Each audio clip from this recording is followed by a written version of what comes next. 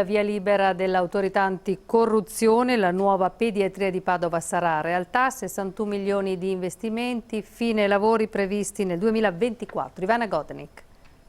Oggi abbiamo aggiudicato definitivamente la gara per la costruzione della pediatria di Padova, quindi una tappa molto importante per la sanità padovana, veneta e non solo. Un investimento della Regione Veneto che supera i 61 milioni di euro per un edificio di 7 piani completo di tutti i reparti, le sale chirurgiche, le degenze specialistiche, camere con 1 o 2 letti per 155 posti complessivi.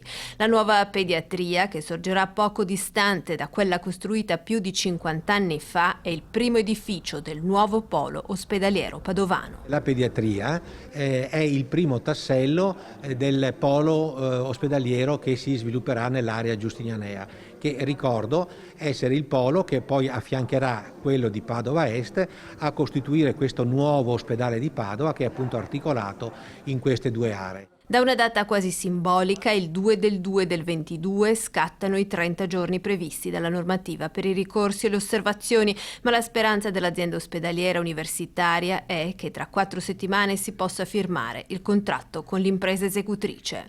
Un passo importante, completo della tecnologia più avanzata per confermare Padova ai vertici delle prestazioni pediatriche italiane ed europee, con il focus sulla ricerca. Avere degli ambienti dove possiamo praticare la medicina moderna vuol dire aprire la medicina, in questo caso la pediatria, a tutte le innovazioni che grandi progressi di conoscenza in campo biomedico di quest'anno hanno permesso. Questo progetto importantissimo che dà alla pediatria, questo grande ospedale per il bambino che è a Padova, la sua giusta collocazione, la sua giusta casa, diciamo.